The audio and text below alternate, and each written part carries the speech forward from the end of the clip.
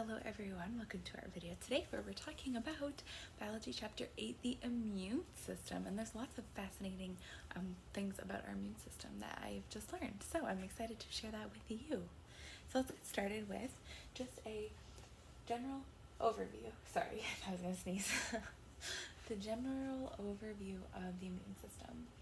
I know the light is like right in the way, but there's no writing right there. So we'll just keep going. So we have immunity, right? We have non-specific immunity and specific immunity. So what that means is that our non-specific immunity is our first line of defense, right? And then underneath that is also an inflammatory response, which is non-specific. So if there's something foreign, it doesn't matter what that foreign particle is, that is what our body's going to initially be able to do no matter what. So the first line barriers include, down here, sorry. So we have the first line barriers, which are the skin, mucus, hair, earwax. All those things are part of our body's first line of defense in like trapping particles, right, and toxins from getting into our bodies. Then we also have chemicals like lysosomes, stomach acid, enzymes, things like that, that again, if it's a foreign particle, we try to get rid of it no matter what it is. And then we also have an inflammatory response that relates to phagocytes. And phagocytes, okay, we have different examples up here as well: macrophages, neutrophils, basophils, dendritic cells, eosinophils. Those are all cells that participate in the non-specific immunity. But what happens with the phagocytes is they are also known as antigen-presenting cells. And what happens is they have receptors. This is just any cell, any cell with a nucleus in our bodies, so everything except our red blood cells, right, have receptors. And let's say a bad antigen binds to this receptor. The phagocyte takes that particle in, and then it breaks it up, and it displays part of that broken up molecule on its surface using the MHC2 receptors. Okay, so that when that happens, we're going to get into what happens later here, but when that happens, now we can identify what's inside of the cell, right? And it can easily be flagged as, oh, this is a bad antigen that we shouldn't have here. So we know what's inside the cell here. So we're going to get into that a little more when we get into T cells and B cells, but just to start us off. And then a couple of other points I wanted to make, so just some of the vocabulary that we'll be using. So we have the word antigen, which is a foreign protein that triggers an immune response. Then we have an antibody, which is a highly specific marker for the antigens. For example, if you get the chickenpox, the virus, right, and the proteins in that virus will be identified as antigens, and then our body creates antibodies to fight those antigens. And then we also have pathogens, which are disease-causing organisms that are covered in antigens. Okay, so now that we have like a brief overview, let's get into a little bit more of the details of how this all works. So we have B cells and T cells as part of our specific / adaptive immunity, okay? So we have those first things that I mentioned that go on no matter what the particle is. Then we also have specific / adaptive immunity, and this under lymphocytes. So we have B cells and T cells. It could be B lymphocytes or T lymphocytes, and we're going to discuss those two things. So B cells are under humoral immunity because they produce and secrete antibodies. I remember it as B cells antibodies. That's how I remember the difference. So each B cell will only create one type of antibody. Let me just start with that point right there. So each B cell will only create one type of antibody. They just have one type of receptor and one type of antibody that they're able to produce. So that means you have so many different combinations of B cells in your body. And the diversity of the genes in those cells are caused by DNA rearrangement. So I just drew a picture here. This is a B cell, right? Let's say the chickenpox, as I said, varicella. It'll bind to this B cell, And when it binds to this B cell, we have one, a bound antigen, and then two, we're going to require a T cell stimulus, which we'll get to in a moment as well.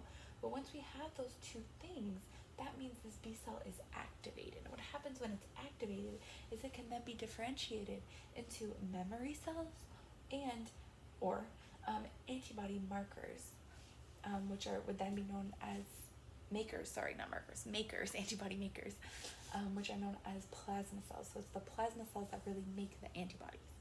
So that is a very important step to recognize for B cells. It will, again, once it's activated, and by activated I mean as a bound antigen, and this stimulation from the T cells that we'll talk about, that means that B cell is activated. It can differentiate into memory cells or antibody makers.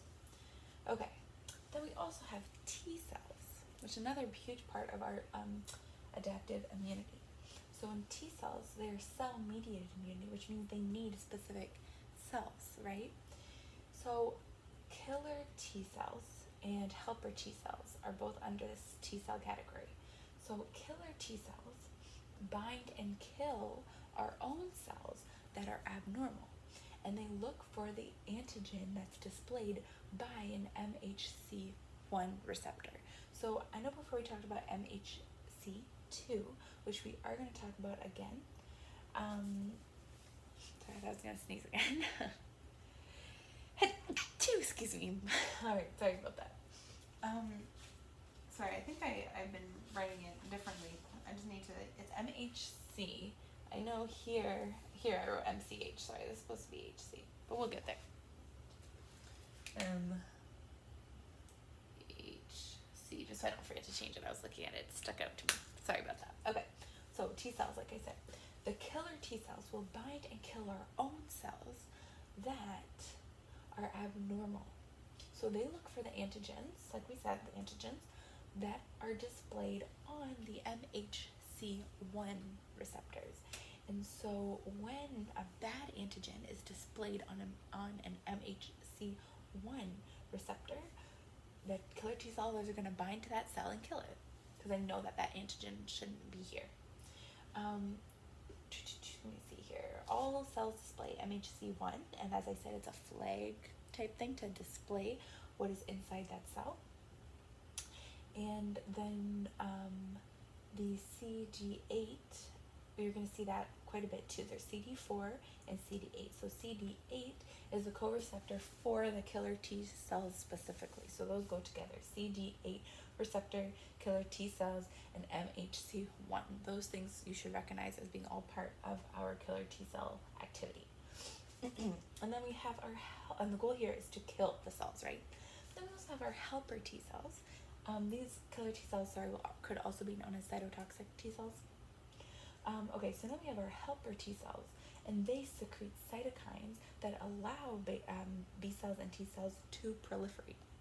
So it's kind of like sounding the alarm and saying like, hey, like we have a problem here, we need a higher immune response.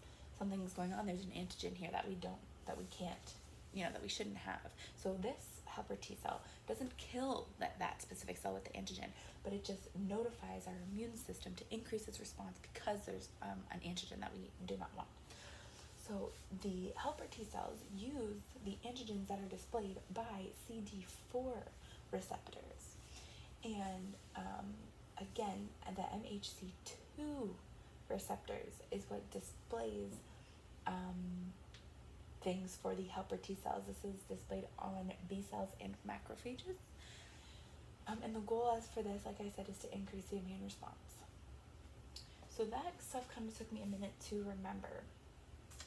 It's just important to look at the two different sides of our immune system. So the phagocytes over here will, can produce an inflammatory response as part of our non-specific immunity. But then we also use what is displayed there, and then our T cells and our T cells and our B cells use those as signals, right? So our T cells have killer T cells and helper T cells, kind of given by the name what they do. Helper T cells will help increase the immune response. Killer T cells will identify that antigen and kill that cell. Okay, so one thing I also wanted to talk about was this idea here that I have written in purple. I know it's kind of small. I'm sorry about that. I'm gonna try to bring it a little closer, but if I can't do that, then I'll just speak on it. Okay, so this says primary exposure. So let's just say you're exposed to something like a virus, right? So your first exposure, it can take 7 days and your body, will produce a primary immune response, and that will later, as relatively later, will produce antibodies, then your memory cells, and activate your T cells to try to fight this virus, right? But then, because you've been exposed, now you have that creation of memory cells, and the T cells that have been activated, so your body knows how to react to that specific antigen. So now, let's say you get a second exposure. Now, in less than a day, your body's memory cells will remember that they've seen this antigen before, and then they will very quickly increase the amount of memory cells and activate the T cells to prevent further infection of this virus. And that's kind of the idea of vaccines and boosters, is that you give your body kind of a hint of what a specific virus is made of, so that, or the structure of that virus, so that your antibodies can be created for that specific virus. And then when that happens, when you do get exposed for real, then your body can automatically start making use your memory cells to produce more memory cells and decrease infection. And boosters, again, because the more repetition that you get, the quicker, it's just a quick reminder of, hey, this antigen, this is what we need to do to fight it off. And it just gives your body, the boosters give your body a little bit of a reminder of how to make those cells, and just, it's more fresh in their memory, if it's an analogy that we want to give to humans. Yes, okay, so let's back it up for a second. I have one more little piece to cover. So we have autoimmunity down here. So autoimmunity is an important concept. So because we have such an increased variety of B cells and T cells, right? You know how we were saying, they just randomly have DNA rearrangement, and one B cell can only produce one type of antibody, right? So because there's such an increase in that variety, that means that some of the time, some antigens and some antibodies will be produced that are like self-recognize, that recognize our own cells, and then they recognize our self-antigens. But we don't want an immune response for our own antigens, right? The proteins that we would regularly have in our bodies. So if they don't recognize ourselves, our own antigens, then they're just going to be let go and put in circulation in the lymphatic system. But if they are, if B cells or T cells are produced that are self-antigen recognizing, then they are destroyed directly there. So in bone marrow and in the thymus. So bone marrow for B cells and T cells mature in the thymus. So in those two places, if there is identified that there's a cell that was produced that is self-recognizing and recognizes our own antigens, it'll be killed there before it's put in circulation. But if somehow it is able to avoid destruction in the thymus or the bone marrow and gets put into circulation,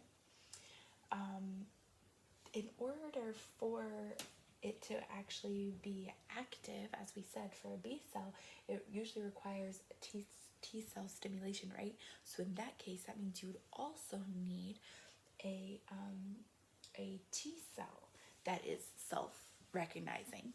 And if that happens, if you have a B cell that's self-recognizing, that escaped, destruction, and a T cell that escaped destruction, then you can have an autoimmune disease, right? So that's just an important concept that I think is important. And you also should know where they really come from. So bone marrow and the thymus, bone marrow for B cells and thymus for T cells. And then our final point here just talks about the lymphatic system. And the lymphatic system really filters the blood. And so it takes the fluid from our blood and will bring it through the lymphatic system, through our lymph nodes, and then that lymph fluid goes through our lymph nodes where there's B cells and T cells, that we can, fight the bacteria, fight any other toxins, things like that. And then that clean filtered lymph fluid can be brought back into our circulatory system and used in our body. And then I'll go, do a little bit of work, go to our lymph nodes again, and be filtered. So that's just the idea of how the immune system and our lymphatic system work together. All right, so if you have any questions, please put them below. I know there's a lot of new words in this chapter, so definitely, look in detail, make sure you're understanding what these different words all mean. Hopefully this video was able to paint a picture on a bigger scale of, the differences in a lot of these concepts. But if you have questions, as always, put them below, and if not, I'll see you in the next video.